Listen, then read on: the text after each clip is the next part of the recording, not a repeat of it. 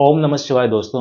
क्या आप भी इस साल अमरनाथ यात्रा करने के बारे में सोच रहे हैं और अमरनाथ यात्रा के बजट को लेकर परेशान हैं? तो परेशान मत होइए दोस्तों, इस वीडियो में मिलेगा आपको अमरनाथ यात्रा का सबसे सस्ता और आसान टूर प्लान। चाहे फिर आप बालटाल वाले रास्ते से यात्रा कर रहे हो या पहलगाम वाले रास्ते से, इस वीडियो में हम दोनों रूट्स, रजिस्ट्रेशन प्रोसेस और आपके वहां रहने और खाने के संपूर्ण बजट पर बात करेंगे। इस वीडियो को देखकर आप अपनी अमरनाथ यात्रा को कम से कम खर्च में कंप्लीट कर सकते हैं। सबसे पहले बात कर लेते हैं तारीखों की।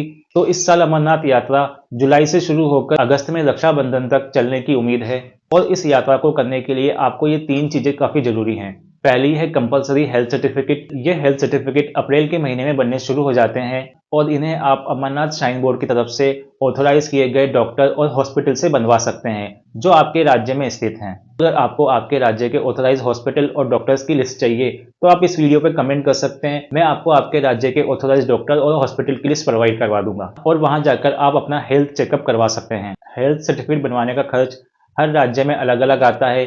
कहीं पर यह आपको 100 रुपए से लेकर 500 रुपए के बीच बन जाता है और कहीं पर इसे बनवाने का खर्च आपको 1000 रुपए से लेकर 2000 रुपए के बीच पड़ सकता है। आपका हेल्थ सर्टिफिकेट बनने के बाद आपको आपकी अमरनाथ यात्रा का फॉर्म भरकर उसे जमा कराना पड़ता है।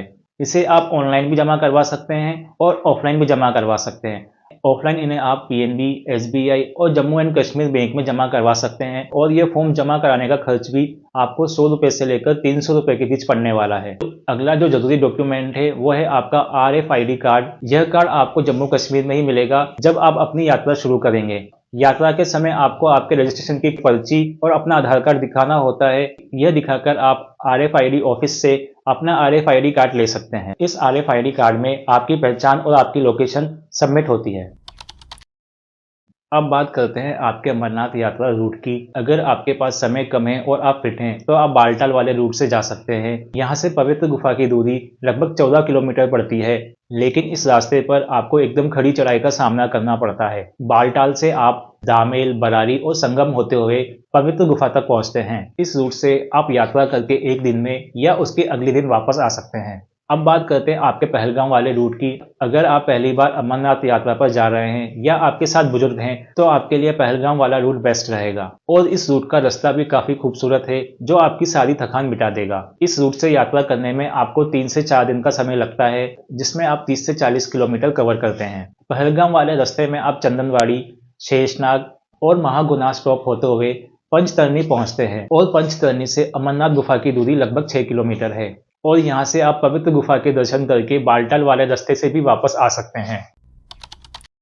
तो दोस्तों अब बात करते हैं आपकी इस यात्रा पर होने वाले खर्चे की। आपके शहर से जम्मू आने के लिए जो ट्रेन का खर्चा आने वाला है वो लगभग आपका 1000 रुपए से लेकर 2000 रुपए के बीच आने वाला है स्लीपर क्लास का, जिसमें आपका आना जाना शामिल हो जाएगा। तो अब बात करते हैं जम्मू कश्मीर से बालटाल और पहलगाम जाने की। तो यहाँ पर आपका आने जाने का खर्चा लगभग 1000 रुपए से 1200 रुपए के बीच पड़ने वाला है। अब बात करते हैं आपके स्टे की। अगर आप सरकारी कैंप या टेंट में रुकते हैं तो आपका पर रात का खर्चा लगभग 500 रुपए से 800 रुपए के बीच आने वाला है। वहीं अगर आप प्राइवेट टेंट में स्टे करते हैं तो ये खर्चा आपको 1000 रुपए से लेकर 1200 रुपए के बीच पड़ने वाला है। तो अब बात करते हैं आपके फूड की। तो इस यात्रा में आपको फूड को लेकर परेशान होने की जरूरत नहीं है क्योंकि आपको इस यात्रा में कई जगह लंगर और भंडारे देखने को मिलेंगे जहां आपके सुबह के नाश्ते से लेकर रात के खाने तक की व्यवस्था की गई होती है।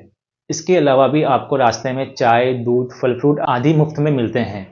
तो इस यात्रा में जो आपका फूड का खर्चा आने वाला है वो आपका सिर्फ जम्मू तक ही लगने वाला है, जिसका खर्च हम 1000 रुपए से लेकर 2000 रुपए के बीच में रख सकते हैं। अब बात करते हैं आपके इस यात्रा में होने वाले अदर एक्सपेंसेस की। तो इस यात्रा में आपके जो अदर एक्सपेंसेस होंगे वो आपके रेनकोट, टॉर्च और प्रसाद आदि में होंगे, जिसका खर्च आप 1000 रुपए तक मान सकते हैं। तो दोस्तों अब बात करते हैं आपके टोटल बजट की।